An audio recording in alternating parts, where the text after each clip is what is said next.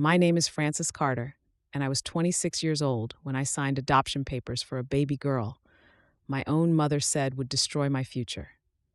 I was single. I had a two-bedroom apartment with a crib I built myself on the living room floor and a job in Child Protective Services that paid $42,000 a year before taxes. No husband, no savings worth talking about, no family waiting to help with diapers or babysitting or midnight fevers. My mother looked at me across the dinner table and said, "You can't even take care of yourself." My father said, "That child will ruin your life." And the same afternoon, I brought my daughter home for the very first time, while she was asleep against my chest, and I was heating a bottle in a kitchen that smelled like fresh paint and formula. A letter arrived in my mailbox.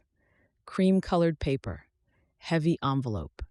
My mother's initials pressed into the corner, like she wanted me to remember exactly who it came from. It was not a congratulations letter. 14 years later, that same baby girl would stand in front of 300 people at her graduation and read every word of it out loud. Before Lily, before the letter, before all the silence that came after, I was a county caseworker. I worked in an office with flickering fluorescent lights and beige walls that made everyone look tired even at 9 in the morning. I had stacks of folders on my desk every day.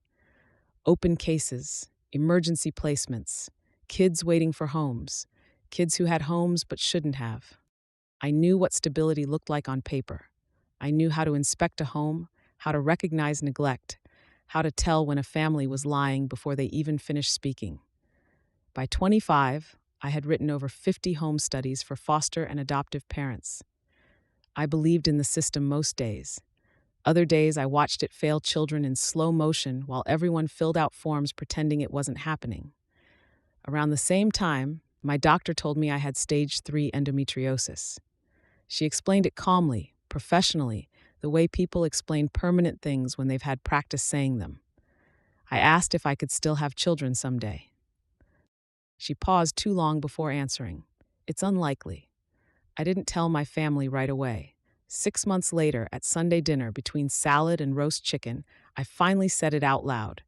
My mother put her fork down carefully and said, "Maybe that's God's way of telling you motherhood isn't for you." She said it softly. That was her specialty. My mother never needed to yell to hurt someone. My father reached for another roll like nobody had spoken. My sister stared at her plate. I drove home with both hands tight on the steering wheel and the windows down because I couldn't breathe properly inside that car. The next morning I went to work. I sat at my desk. I opened a file, newborn female, 3 days old, no relatives available, no placement secured. I read the page once, then again, then a third time. Something changed in me quietly. Not dramatically, not all at once. More like a lock turning somewhere deep inside my chest. 4 months later, I completed a home study on myself. I knew every requirement by heart because I had spent years judging whether other people were fit to raise children. Background checks, financial records, home inspections, references, safety evaluations. My supervisor, Margaret Hayes, wrote one of my references and laughed when I asked her. "About time," she said. When my approval came through, I told my family at Sunday dinner again. I don't know why I kept choosing that table. Maybe because some part of me still believed if I explained myself properly, they would finally understand me. Everyone had food in front of them. My mother is at the head of the table. My father is across from me. My sister Stacy beside her husband Greg. I said, "I've been approved to adopt a baby girl." Silence. My mother set her fork down slowly. "You can't even take care of yourself, Frances." My father shook his head before I even finished speaking. "That child will ruin your life." I looked at Stacy, hoping for something. Anything. She stared at her napkin. My mother leaned back in her chair. "What exactly am I supposed to tell people at church?" "The truth," I said. "That your daughter adopted a baby."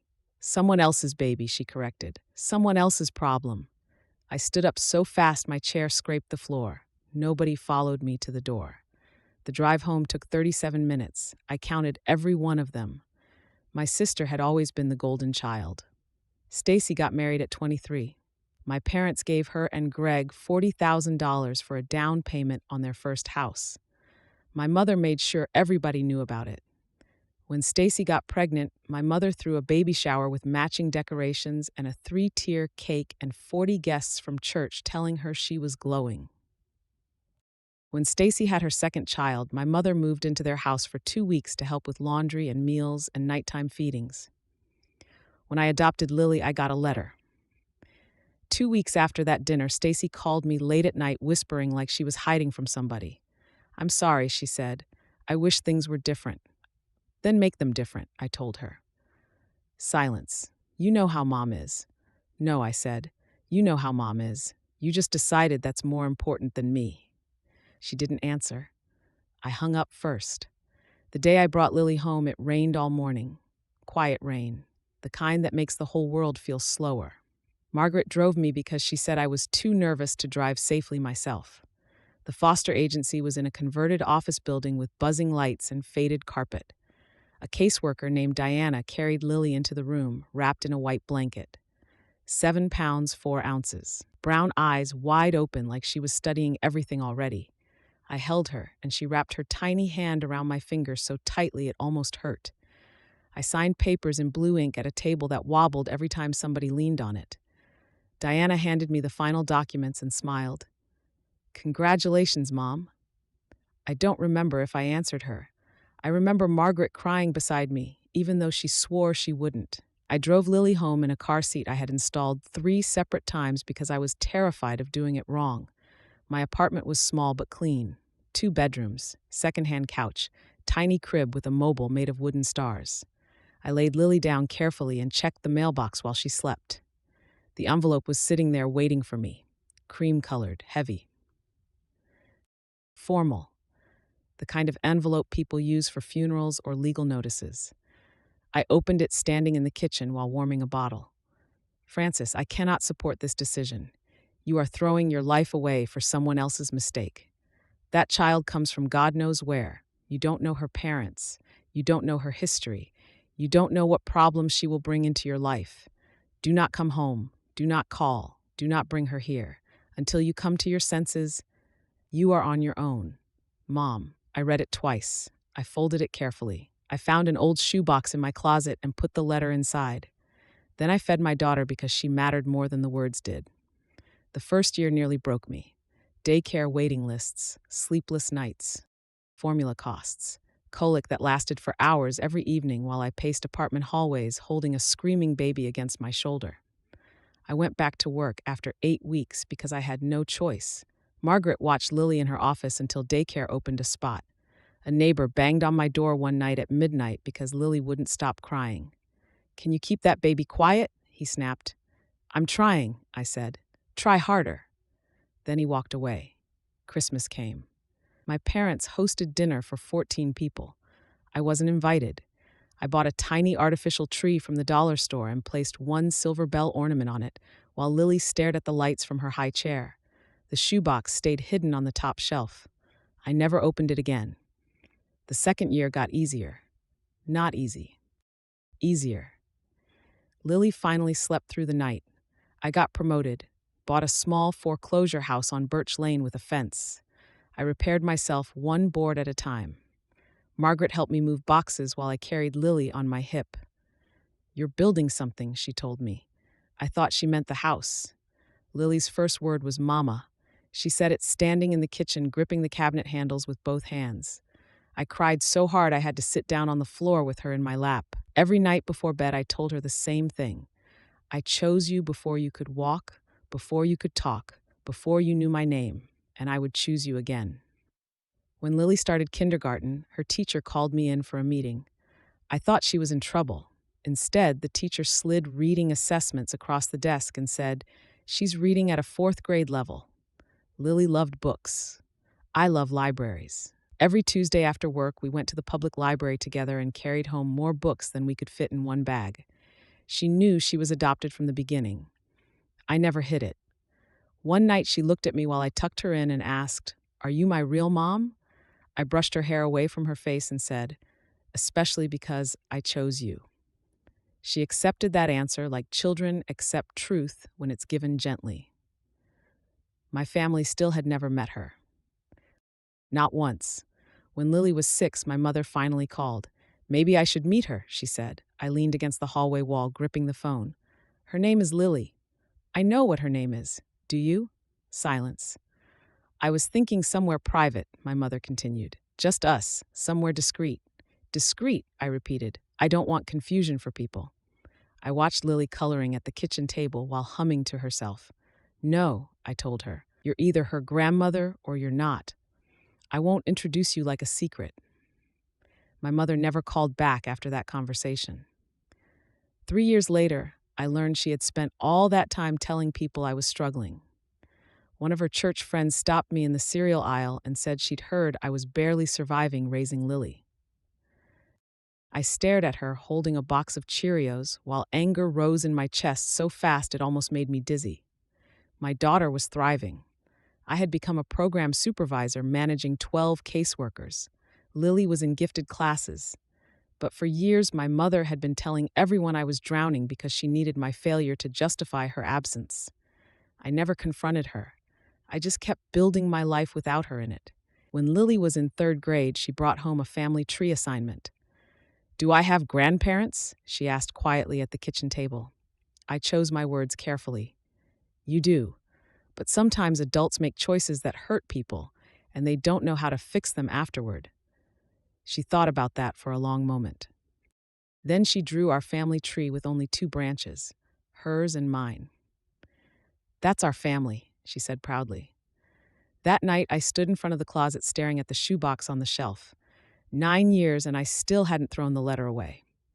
The promotion to program director came on a Friday morning, $78,000 a year, 42 employees under me, $1 million county budget. I remembered standing in that tiny apartment years earlier, reading my mother's letter telling me I had ruined my future. The local paper ran a profile on me. My mother saw it. I know because people started mentioning how proud she sounded, talking about me now. Funny how success changes the stories people tell about you.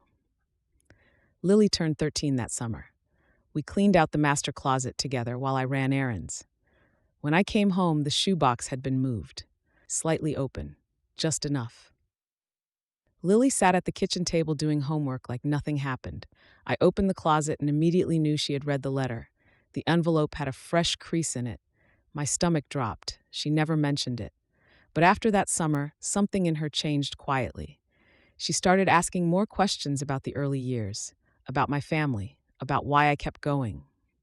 One evening she asked me, if someone who was supposed to love you said terrible things about you, would you want people to know the truth?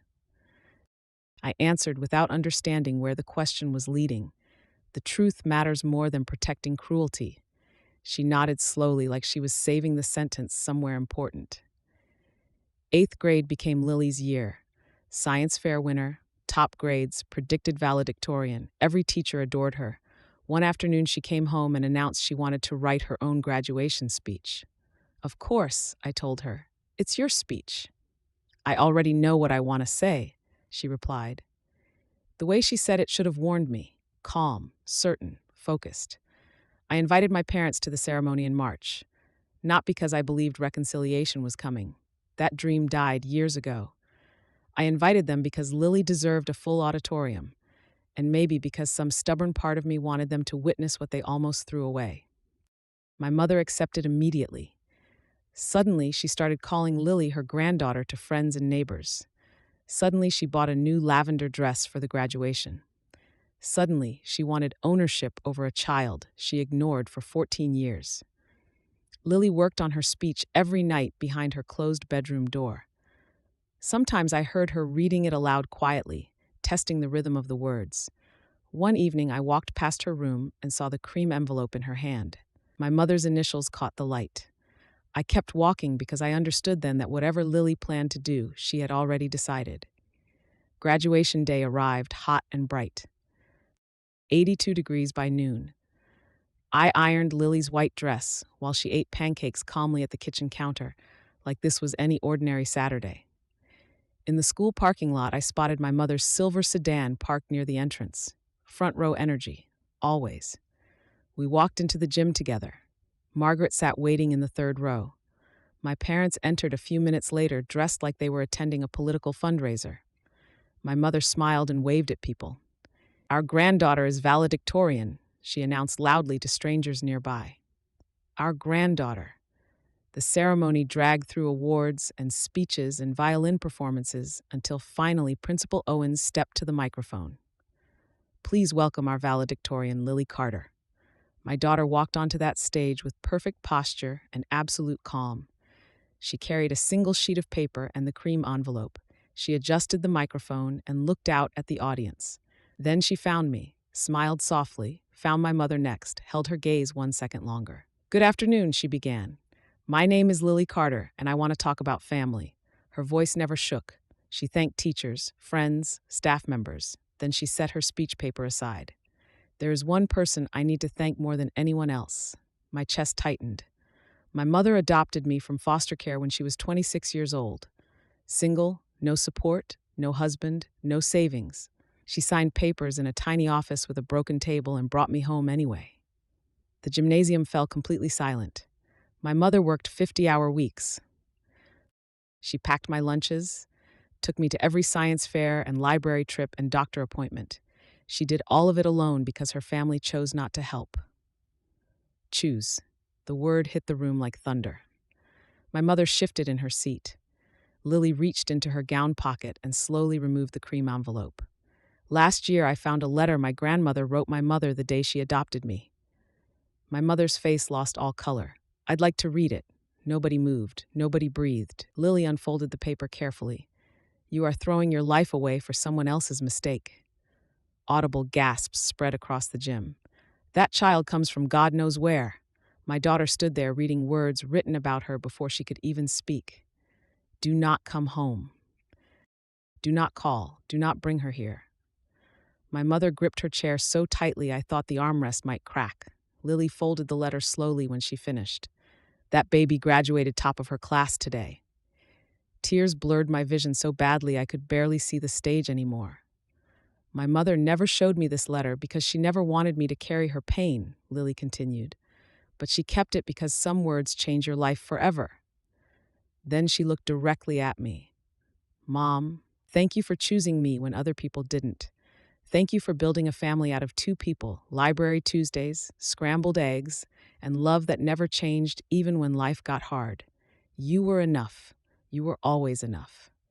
Somebody in the back row stood up clapping, then another person, then another. The standing ovation rolled through the gym like a wave.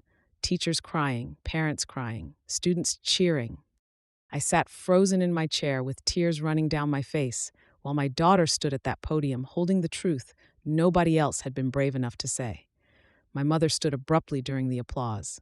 Her chair scraped loudly across the floor. She grabbed her purse and walked out without looking back. My father followed 2 steps behind her, exactly the way he always had. Lily watched them leave calmly. No anger, no pleading, just clarity. Backstage, she ran into my arms, still shaking from adrenaline. Are you mad? She whispered. No, I told her honestly. That letter belonged to you too. That night, my mother left me a furious voicemail accusing me of humiliating the family publicly. Not ashamed of what she wrote. Angry people heard it. I deleted the message without replying. A parent uploaded the speech online. Hundreds of people shared it in the first few hours. My sister texted me an apology 14 years too late. My father stayed silent. Some people spend their whole lives protecting a version of themselves that only exists if nobody tells the truth. 3 days later, I sat on my porch drinking coffee while Lily slept upstairs. The house was quiet, peacefully quiet. I thought about the manila folder that first brought her into my life, the tiny apartment, the Christmas tree from the dollar store, the shoebox, the letter. My mother mailed that letter believing it would end the story. She thought her words would define our future permanently. 14 years later, the little girl she called a mistake stood on a stage and proved otherwise in front of an entire town. That's the thing about cruel words.